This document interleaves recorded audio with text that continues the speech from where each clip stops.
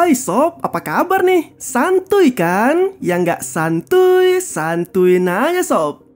Film ini berkisah tentang seorang IT yang dipaksa untuk meretas uang milik nasabah di sebuah bank. Para penjahat memanfaatkannya agar uang nasabah di bank itu bisa mereka ambil dengan jaringan yang telah mereka buat. Dengan adanya akses dari dalam dan ancaman yang dia dapat, IT itu pun dengan terpaksa menuruti para penjahat tersebut. Nah, bagaimana kisah selanjutnya? Berikut adalah alur ceritanya. Film diawali dengan memperlihatkan aktivitas pagi hari di sebuah keluarga. Seorang pria bernama Jack tengah bersiap untuk berangkat kerja. Beth yang merupakan seorang istri tengah sibuk mempersiapkan semua keperluan Jack. Sarah dan Andy selalu menambah keramaian pagi itu dengan pertengkaran kecil layaknya kakak dan adik. Serta Rusty, si anjing yang selalu bermain-main di dalam rumah tersebut. Jack dikisahkan sebagai seorang wakil kepala keamanan IT di Pacific Bank. Dan hari ini ia memulai pekerjaannya seperti biasa dengan mengecek semua pekerjaan yang ditangani oleh beberapa bawahannya. Kemudian ia pun menuju ke ruangan lainnya untuk mengikuti meeting bersama dengan para petinggi di perusahaan tersebut. Meeting kali ini nampaknya berbeda dari beberapa meeting sebelumnya. Yang dibahas kali ini adalah rencana merger Pacific Bank dengan bank lain yang ditujukan untuk memperluas jaringan, termasuk dengan menghadirkan layanan online banking yang diyakini bisa semakin meningkatkan aset perusahaan. Namun sempat terjadi perdebatan antara Jack dan Gary. Kepala keamanan IT itu terkesan tidak mendukung rencana kali ini yang dianggapnya bakal rentan terhadap penyalahgunaan sistem perbankan, termasuk data dan simpanan nasabah. Berbeda dengan Gary yang lebih berorientasi pada keuntungan melalui layanan bank online. Seolah tak ingin melanjutkan perdebatan yang semakin panas itu, Jack pun memutuskan untuk pergi meninggalkan meeting tersebut dengan berdalih masih banyaknya pekerjaan yang harus ia lakukan. Jack kemudian bertemu dengan Haggis yang nampak telah menunggunya cukup lama. Pria itu merupakan petugas DHD finansial yang bertujuan untuk menagih hutang Jack yang mencapai $95.000. Haggis mengatakan bahwa selama ini tagihan besar telah datang dari Gamblenet USA atas nama Jack, sebuah situs judi online yang cukup populer di Amerika. Namun Jack yang merasa tidak pernah bermain judi itu pun dengan tegas membantah perkataan petugas debt collector itu dan meninggalkannya dengan tampak sedikit kesal.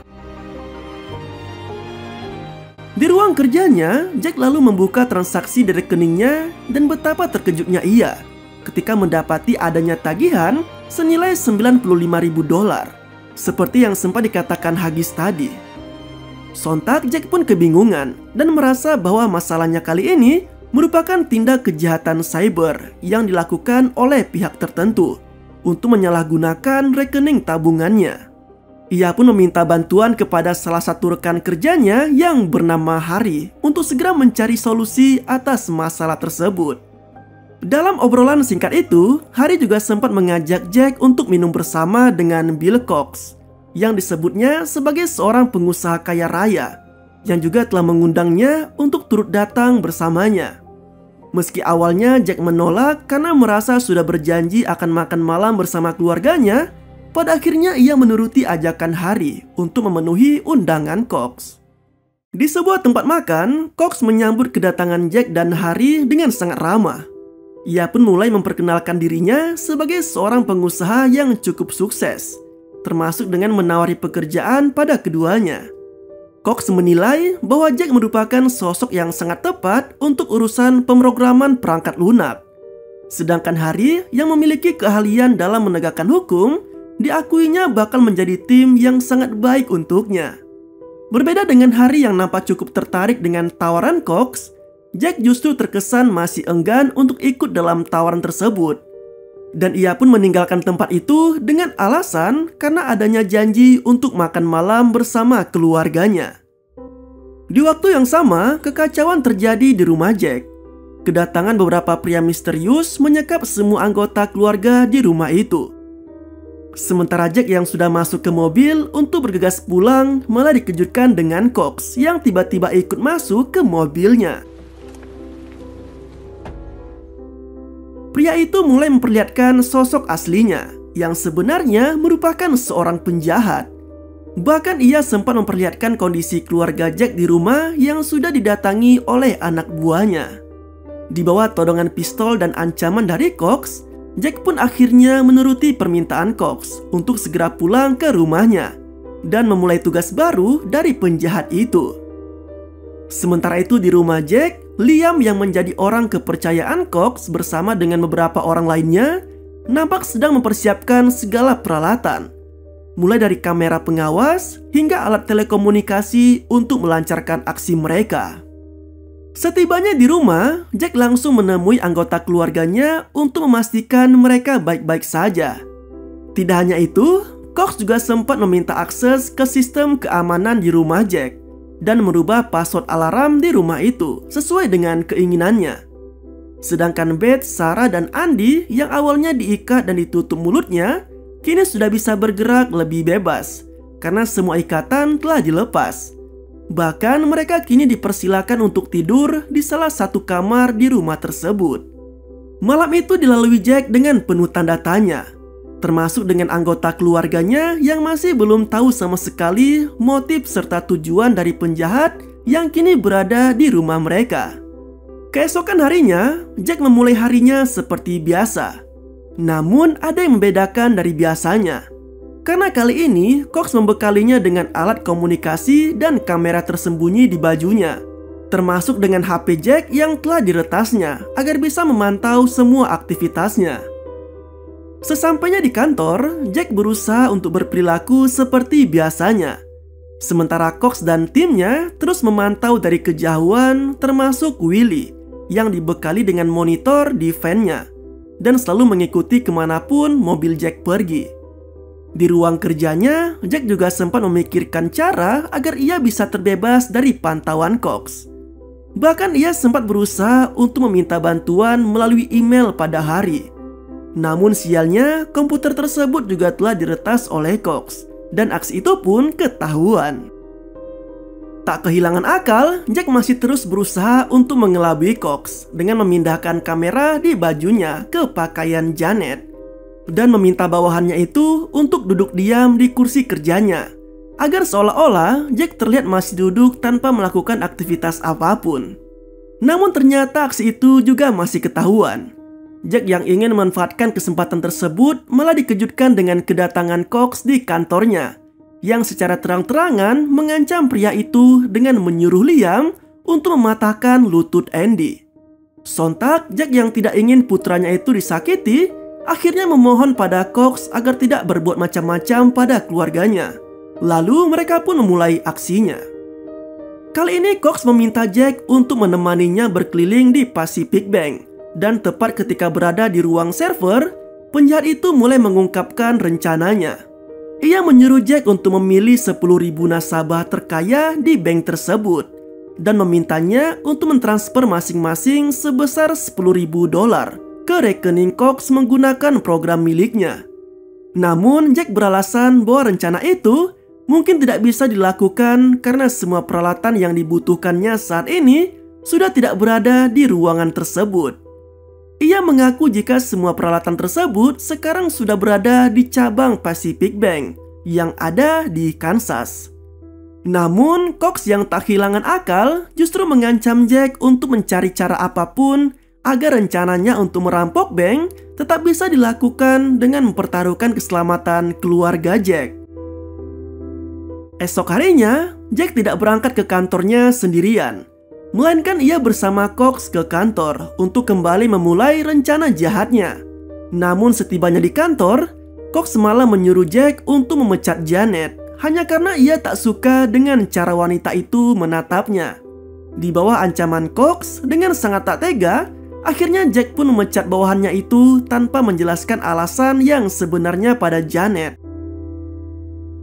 Sementara itu di ruang server, Jack mulai menyalin seluruh data nasabah sesuai dengan perintah Cox. Meski aksi tersebut sempat akan gagal karena kedatangan Arlene dan Gary yang tiba-tiba masuk ke ruangan itu, namun Jack dengan sigap mengalihkan keduanya. Hingga proses penyalinan data nasabah pun sukses dilakukan. Aksi peretasan pun kembali dilakukan Jack di toilet kantornya bersama dengan Cox. Tanpa butuh waktu yang lama, semua proses pun berhasil mereka lakukan. Bates yang sedang bersama anak-anaknya kini dipanggil Liam untuk memenuhi perintah dari Cox. Di bawah todongan pistol, istri Jack itu ternyata disuruh untuk menelpon seseorang untuk mengatakan sesuai dengan teks yang telah mereka buat. Sementara itu, kini Jack meminjam komputer salah satu bawahannya yang bernama Bobby untuk mulai memindahkan dana $100 juta ke rekening lain sesuai perintah Cox.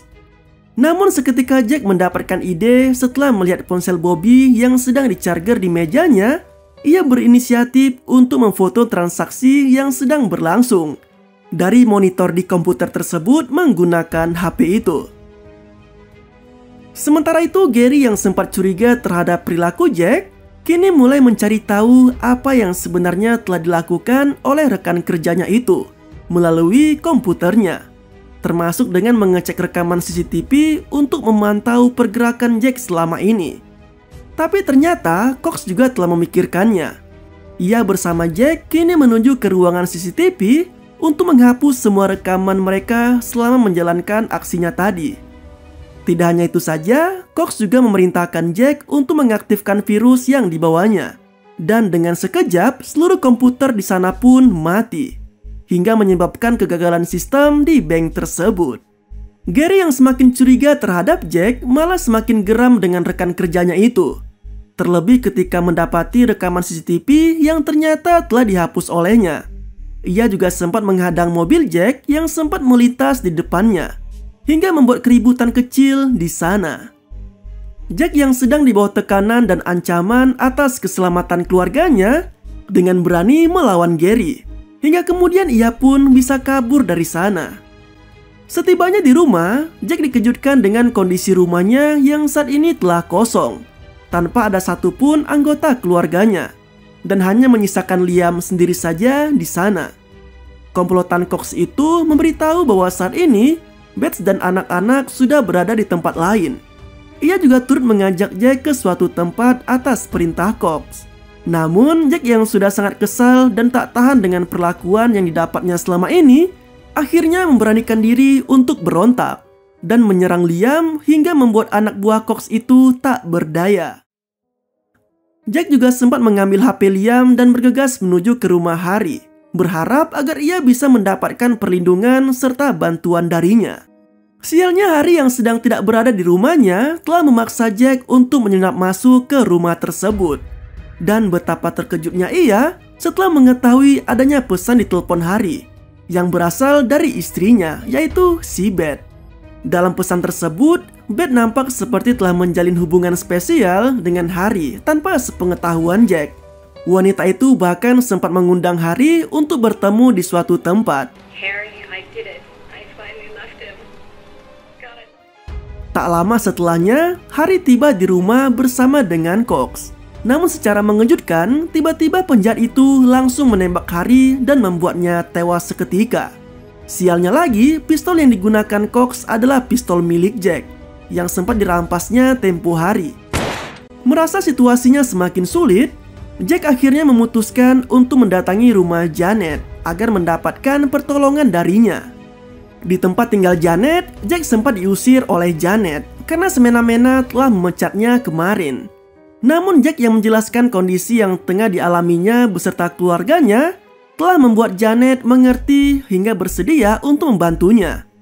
Jack meminta tolong pada Janet agar bisa meminjam ponsel Bobby, karena ia berniat menggunakan foto yang sempat diambilnya kemarin sebagai bukti kejahatan Cox, dan berharap bisa mengembalikan seluruh dana nasabah yang sempat dipindahkannya ke rekening penjahat itu. Dalam perjalanan mereka, Jack mulai menyadari skenario yang telah direncanakan Cox padanya. Mulai dari hutang karena permainan judi, membobol rekening nasabah, hingga menghasutnya seolah telah membunuh Harry karena cemburu atas perselingkuhan istrinya. Sementara itu di tempat lain, sempat terlihat Beth dan anak-anak beserta anjingnya yang sedang disekap dalam sebuah van.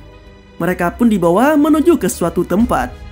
Di tempat Jack, ia yang sudah berhasil mendapatkan HP Bobby, kini bergegas menuju ke salah satu bandara yang terdapat kantor bank di dalamnya. Di kantor cabang Pacific Bank itulah, Jack sukses menarik kembali seluruh uang nasabah yang sempat ditransfernya ke rekening Cox. Ia juga sempat menelpon penjahat itu untuk memberitahu aksi tersebut. Cox yang kesal mendengar kabar tersebut langsung menyerang balik Jack dengan mengancam keselamatan anggota keluarganya. Namun, Jack dengan cerdiknya juga menggertak Cox dengan mengatakan bahwa semua uang bisa ia kembalikan ke rekeningnya hanya bila penjahat itu mau menyerahkan keluarganya. Tak lama setelah itu, Jack dan Janet kembali melanjutkan perjalanannya. Namun tiba-tiba Jack teringat pada anjingnya, di mana dulu ia pernah memasangkan GPS pada kalung Rusty, hanya karena anjingnya itu selalu kabur dari rumah. Berbekal GPS itulah, Jack kini berhasil melacak lokasi keberadaan Rusty, yang diyakininya masih bersama dengan Beth dan anak-anaknya. Tanpa membuang waktu, ia bersama Janet pun langsung bergegas menuju ke lokasi tersebut. Sementara itu, Pim yang kesal karena gonggongan anjing sepanjang perjalanan, akhirnya memutuskan untuk membuang anjing tersebut di tepi jalan dan melanjutkan perjalanannya ke sebuah rumah kecil di tepi danau.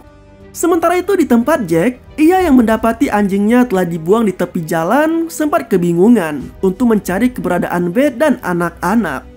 Namun tak jauh dari sana, ia mendapati sebuah rumah dengan mobil Beth di halamannya. Dari situlah Jack meyakini jika istri dan anak-anaknya kini sedang berada di rumah tersebut. Ia pun menitipkan Rusty pada Janet dan memintanya untuk segera menghubungi polisi terdekat. Sementara itu, Cox yang sudah kehilangan akalnya mulai mencoba memberikan ancaman lebih pada Jack dengan memanfaatkan Sarah untuk tujuan jahatnya. Namun Sarah yang berontak nampaknya telah memicu rasa iba dari Val yang mencoba untuk menghalangi rencana Cox. Bukannya meredakan emosinya, Cox justru terlibat dalam pertengkaran dengan anak buahnya itu. Hingga kemudian ia pun menembak mati Val di tempat tersebut. Sarah yang melihat adanya celah dari kekacauan itu pun berusaha untuk kabur dari sana. Sedangkan Jack yang kini tengah memicu mobilnya dengan kecepatan tinggi langsung menabrak Pim yang sedang berusaha mengejar Sarah. Mobil itu pun meledak seketika setelah menabrak Pim dan menghantam salah satu van yang ada di garasi rumah tersebut. Beruntungnya Jack masih bisa selamat, bahkan ia juga sempat menyuruh Sarah untuk menjauh dan menyelamatkan diri dari sana. Perkelahian juga sempat terjadi ketika Cox yang akan membawa kabur Beth dan anak-anak justru dihalau oleh Jack yang tiba-tiba muncul dari jendela. Perkelahian dua pria itu berlangsung sangat sengit, hingga pada akhirnya Jack berhasil membunuh Cox menggunakan gancu yang berada tak jauh darinya. Akhirnya keluarga Jack pun kini kembali berkumpul. Terlihat juga Janet yang turut senang dan menyambut mereka bersamaan dengan datangnya polisi dengan sangat terlambat. Dan film pun berakhir dengan begitu santuy. Nah, itulah alur cerita dari film berjudul Firewall. Bagaimana seorang IT di sebuah bank menyelamatkan keluarganya dari ancaman penjahat. Tidak hanya itu, dia juga berusaha untuk mengembalikan dana yang telah diretas oleh penjahat tersebut. Dan sayangnya, antagonis harus kalah dalam film ini. Terima kasih telah menonton video ini sampai habis. Sampai jumpa pada video mantap selanjutnya.